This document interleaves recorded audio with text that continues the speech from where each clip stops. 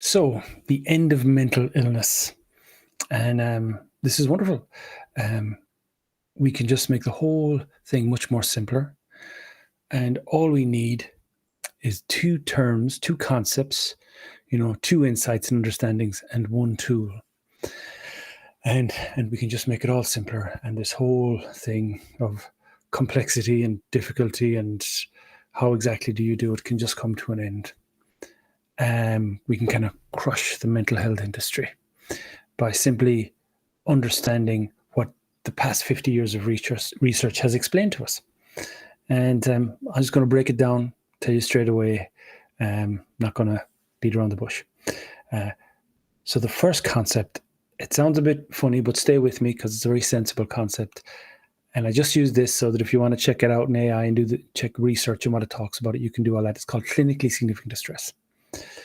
So instead of talking about people have all these different diagnoses and all these different problems, and you can break down the treatment validity of diagnosis. It's 0, by the way. So instead of getting into all that, we just say somebody's experiencing a period of clinically significant distress. And it just means this. It just means they're really feeling distressed and struggling. And they're really struggling to do well, to perform in important life areas, usually multiple important life areas, right? And that's all it is. That's clinically significant distress. And if you think about it, every mental health problem you have, that's really what the problem is. The problem is they're distressed and have difficulty functioning. That's the actual problem. Okay. And recovery is getting back that you're feeling reasonably okay again and you're able to function in life again. And that's recovery. And that's all it is. And this is called clinically significant distress. Now, the most important thing is, so now we have this new one term, one simple idea, covers everything, don't have to get complicated. And I'll show you how the research validates that this is exactly how it works in a minute. But the most important thing that we've learned over 50 years is we can measure this.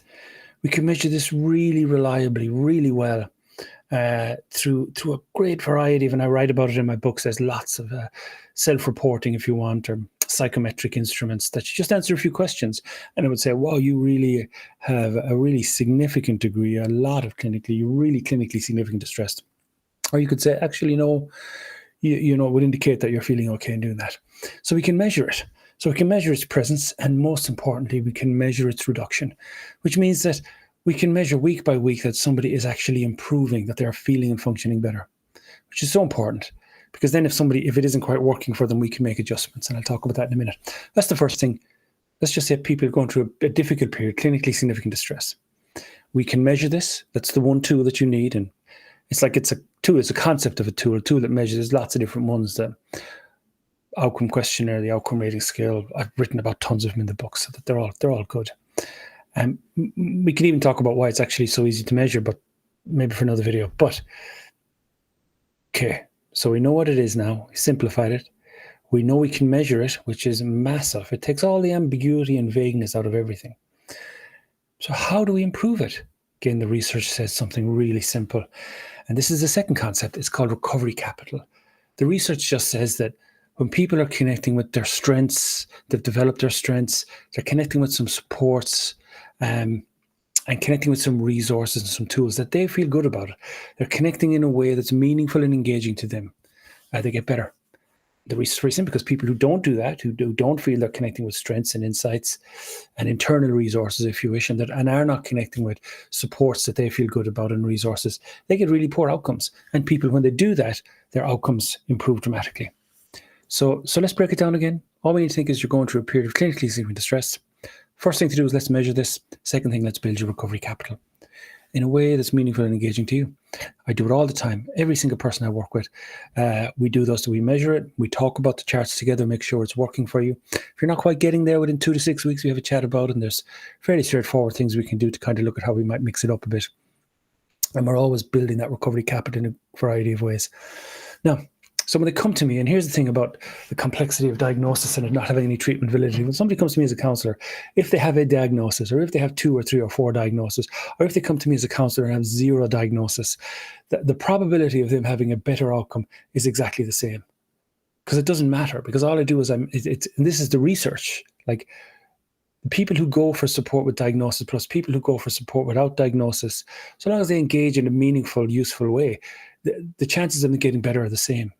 So there's nothing wrong with diagnosis, but it's not necessary. It's not necessary for you to improve. What's necessary for you to improve, number one, measure your progress, measure the level of clinically significant distress week by week, build your recovery capital. Those things are necessary, and they're simple and straightforward. And I've created self-tracking tools, so you don't have to use professional tools. You can do those as well, and you can grab them from our website. So that's the first thing, measure your progress. When you're really struggling, really going through a difficult time, start developing your strengths and your insights and your skills for dealing with life. Start for dealing with the situation. Start connecting with people that you feel comfortable and safe with and meaningful engagements for you. Start connecting with the resources and the supports and the tools that are out there. You start doing that, your score will improve. And that's how it works. That's just that simple.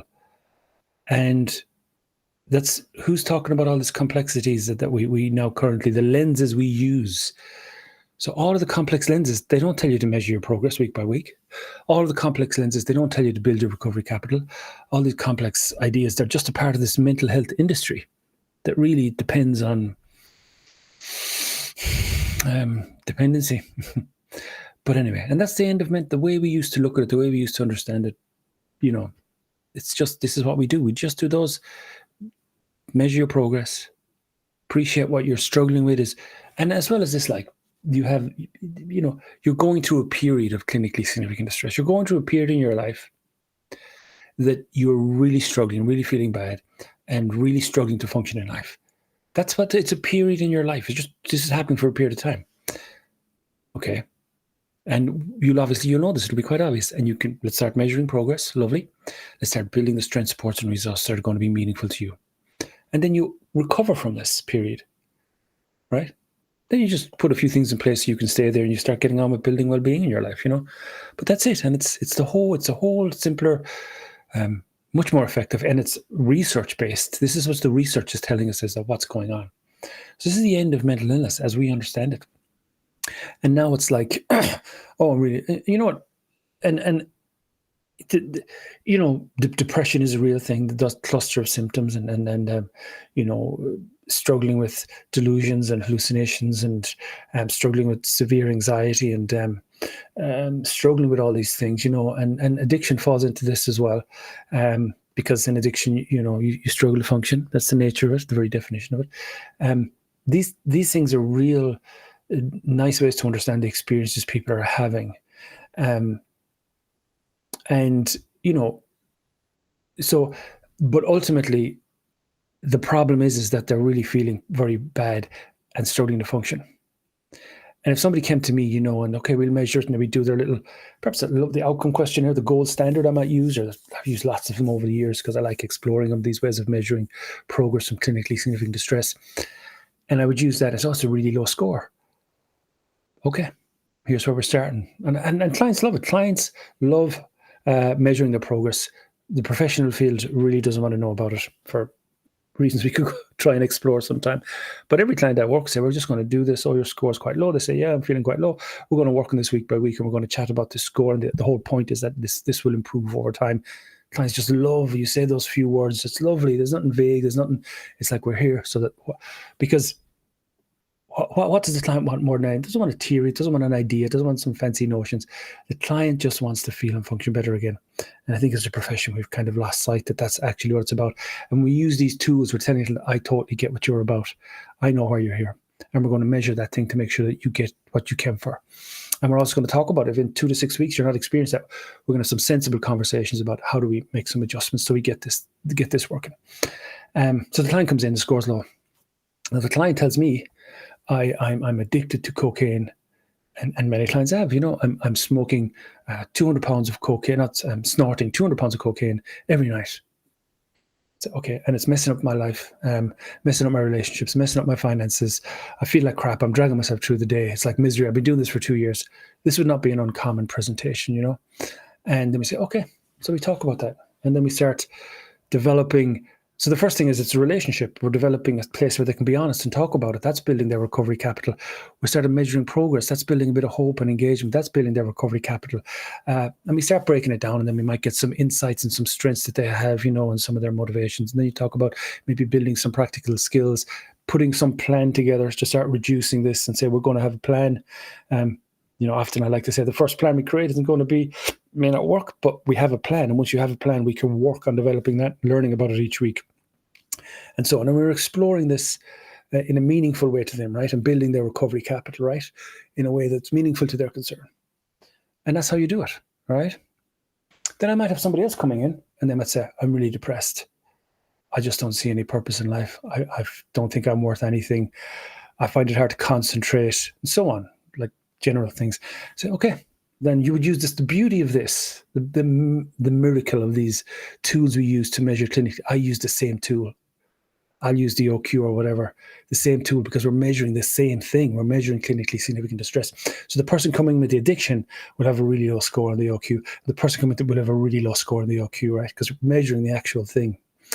But for the person coming in with depression, how I build recovery capital with them, there'll be some similarities.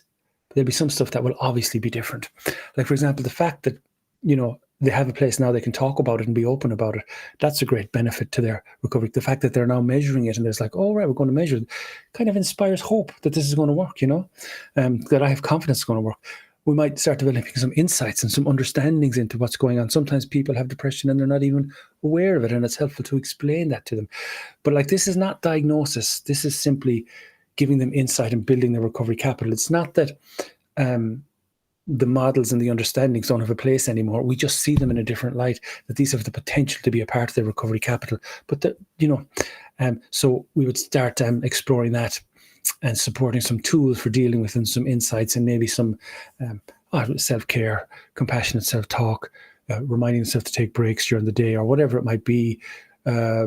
Just developing various things, but even, obviously, one of the biggest factors is the talking cure, the fact that they're talking about it is a big deal, and understanding, and just even giving people insight, you're going to do better when you're connecting with supports and resources. There might be some group that they really like that connects to them. There's all kinds of possibilities to explore. And the beautiful thing is that, so you can see, I'm using the same tool to measure. It's the same process to measure the clinically significant stress.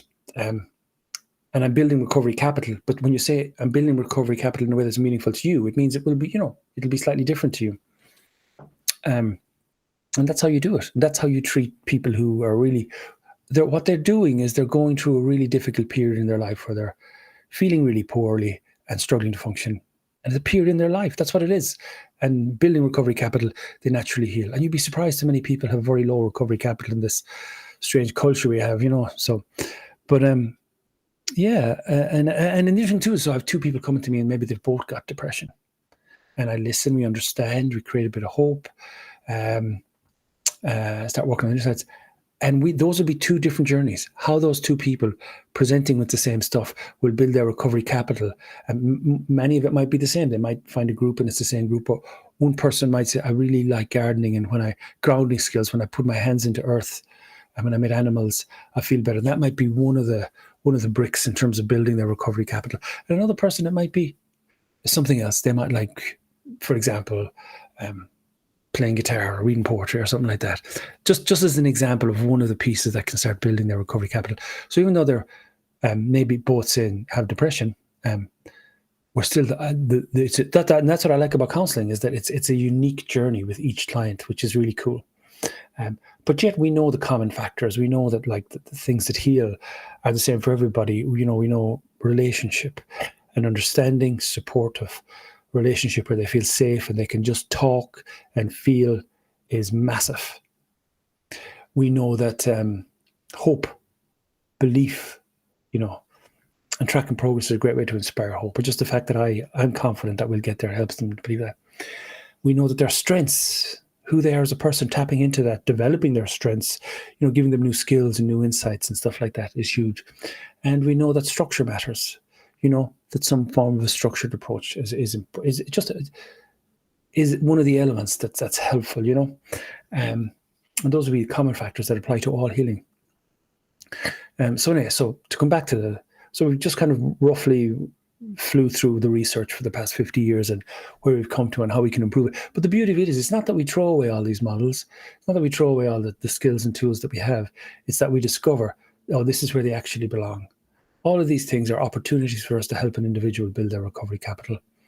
And that's an interesting journey for every person, which is what makes it a wonderful thing to do. I'm sitting down with somebody, and I can't predict exactly how I'm going to help them, but I do know listening. I do know if I do give them an intervention, if I do give them some method of change, we know the two factors that make a difference, that make interventions work. Number one, that this intervention or this vehicle for change, whatever that might look like, it could be journaling, it could be grounding skills, it could be, several things, that the relationship in which that's given makes a difference.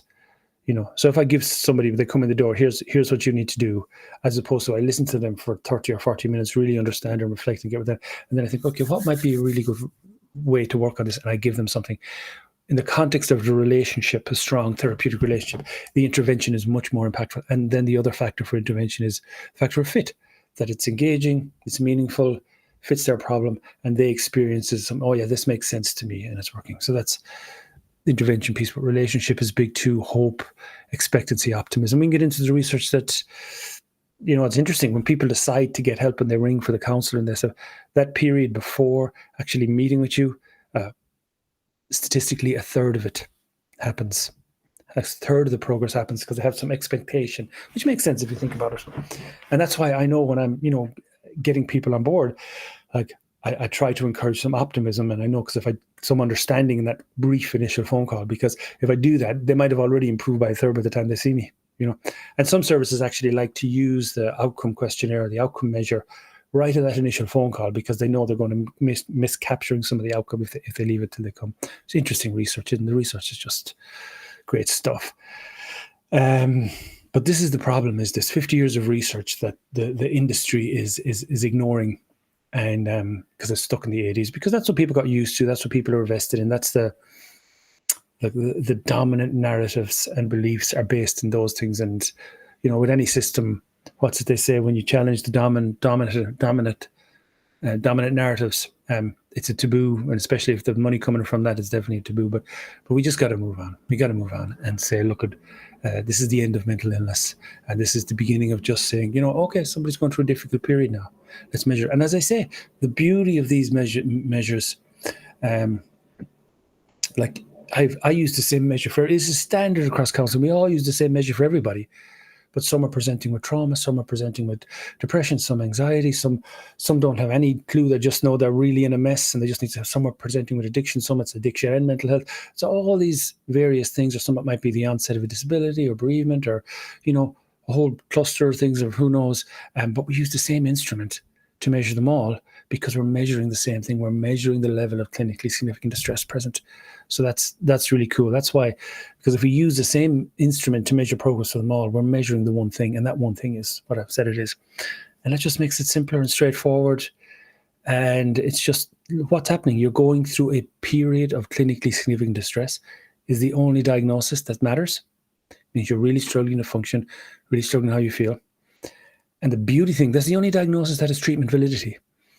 And the beautiful thing is we can measure it. We're not just, we can measure, week by week. This is improving. You're coming out of this period of clinically significant distress. Now, most importantly, again, if they're not, and we're supporting them in some stuff, is that we can just have this honest conversation. And I do it all the time. It doesn't happen that often, but when it does, oh, right, we don't seem to have made too much progress here. So how can we, let's review what we've done. Let's review what's building. Let's add some new stuff in there. Let's reflect on what have you found helpful. What do you think? Some new ideas, and that's great. Let's get back on track. Maybe even let's get some new people involved, get some new ideas. Let's look at some of the stuff that doesn't seem to be helping. Maybe we're doing stuff that's holding it back, and reevaluating it and working on it that way. So, okay, now we start to see the progress. And that's lovely. And it prevents, this prevents people having prolonged unnecessary suffering. And then, of course, the healing factor. We're building recovery capital, which I've explained. And that's it. This is the same thing for everybody. And that's what the research is telling us. This is how it actually works, what's actually happening. And it's just the end of mental illness and the beginning of just saying, okay, you're really struggling at the moment. Okay. Just giving somebody an ear, giving somebody some strength, saying, you know what, if it's a friend, give me a call if you're struggling. Maybe I can come around and go for a walk. Maybe, we can chat about a few things. Maybe you can read a book or check out AI or find some online groups. And the beautiful thing about Recovery Capital, the word that really, because the mental health industry now loves interventions and causalities, right? And they've got the intervention and they understand this causality. I mean, we can talk about causality too, but we'll just talk about the difference is in Recovery Capital, we use the word and.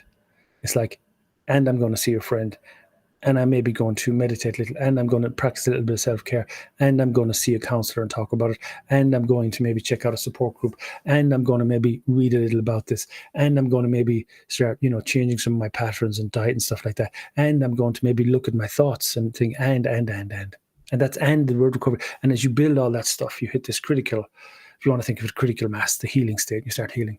As opposed to an intervention, I'm going to do this to you and you're going to change your thinking and then you're done. It's like, that's nonsense. It doesn't work that way. That's problematic. It doesn't mean that an intervention isn't helpful. As I say, interventions in the relationship in a way that's meaningful to somebody is great. And all the other things, you add those as well. And that's why when I'm working, I'm just, as quickly as possible, building up this stuff, helping them to do that, and they just heal pretty quickly, and they get out of, and by healing I mean getting out of the period of clinically significant distress. And then once they do that, how do we maintain that and work on it? And if you slip back into it, how do we quickly, because you've already done it, you kind of get a sense, let's re-engage these supports and get you back on track. And when you're out of it, then let's explore well-being, and which is a lovely journey to go on with people. So that's the intervention. Causality is a quagmire. You got to be careful. So if we look at all the different theories from my perspective, from counseling, there's hundreds of them, and they all have the potential to heal. They all have the potential to get somebody caught up in some way of thinking about it. So what I say is, whatever way you're understanding the causality, do it in a way that feels meaningful to you, that empowers, that engages, that sets you moving forward. And that works for you. And that's why whatever causality you have, make sure you're measuring your progress so that make sure that's working for you. So just think of it, find a way of thinking about this that's helpful. And I help people do that rather than thinking there's some specific causality that they must embrace or not embrace. It's rather just make sure whatever way you're thinking about this, that's working. And that's causality. And I think people have lots of different ways of thinking about it that work for them. And sometimes people have ways of thinking about them, get them stuck, doesn't help them engage with their support, strengths, and resources, and that can be unhelpful. So you talk about it, so you challenge it, or you just say, look, it is that way of thinking about it that helpful for you? Is that working for you? Most importantly, you're measuring it. So if the way you're thinking about it isn't working, you're measuring it each week, and that could be something. When you get stuck, you can review, well, how am I thinking about this? Why am I thinking this works? And of course, in terms of causality, we always forget to pay attention to the client's theory of change, how they personally think change happens in their lives, and you can bring that into it as well. So essentially, causality has to be a part of the Recovery Capital. In a way, think of it as an intervention itself. So let's talk about something else, complexity. Nothing wrong with complexity in our approach. Sometimes people, it helps them to have a bit more complexity and depth and understanding and how everything's going on, But the research tells us something is that complexity doesn't improve outcomes. It doesn't particularly harm outcomes. If it's a good fit matters, structure matters. And so complexity can be a fine thing as a part of it. But just so too, simple approaches can work just as well. So when I'm working with people, my starting point is, let's just keep it simple and get this done. Get from A to B, get from, what was it? O'Halloran talks about, you've got where you're at, where you want to be, what are your resources, and what's the quickest path to get there? I mean, and for me, how's the quickest path I can get this person to move into high recovery capital state, and then they get better and measure progress. So when I'm explaining what I do with people, for example, at the start, you're framing the session. I say, look, we're just an opportunity for you to talk about what's going on. Hopefully feel good about it. Share what you're comfortable sharing. If there's stuff you don't want to talk about, that's fine. And then we'll start working on, we're going to measure your progress, and we're going to start come up with some ideas, start moving forward. Simple as that. There's no need for anything more complicated to be going on. Now, that doesn't mean with some clients, if it tends to get a more complicated perspective, or they're interested. I'm really interested in learning their perspective. How do we engage that?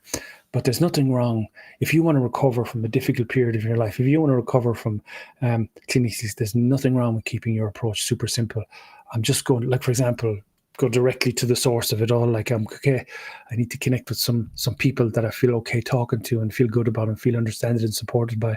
I need to connect with some resources, and I need to connect with some tools. I need to connect with some I need to develop my own skills and insight and strengths. Like, lots of people may not know how to have skills for managing cravings. A lot of the time they have no idea. So I teach them how to different skills for that. For example, just go straight in there. And appreciate, for most people, 2 to 6 weeks, you'll be out of this period of clinically significant distress when you really build and engage your recovery capital. And that's wonderful. And no more mental illness, just a difficult period in your life. And here's how we respond to it. So this is wonderful. The mental health and addiction industry is not going to do this. I work with, these are the finest people in the world. So don't get me wrong. I'm not trying to say anything like that. But it's just stuck. It's just not going to cross this bridge. So we've got to do it as empowered consumers, as the population. And once we embrace it, then they'll come along, because they'll have to, obviously. And that's how it changes. But yeah, so it's and this is wonderful. So much suffering does not need to be happening. You just simply apply these 2 steps, measure your progress, enter the healing state by building your recovery capital. 2 steps. And when we simplify it, we can respond better to our own struggles, and we can help other people. How do I help this person measure their progress in a way that's meaningful to them? Encourage them using a self-tracking tool or whatever. How do I help them bit by bit? How can I be a part of their recovery capital and try and help them build that? These are all reasonable things that I can do, that I can humbly help somebody else do. And the beautiful thing is, this approach is free. And it's available there. Everybody has the tools to measure their progress. I've got free ones on my website for self-tracking, and hopefully professionals start using them. And everybody can build their recovery capital a little bit each day. So you start straight away, and it's free. And that's another beautiful thing about it, about this approach. Let's just upgrade. Let's just learn, actually implement what we've learned from the past 50 years of research.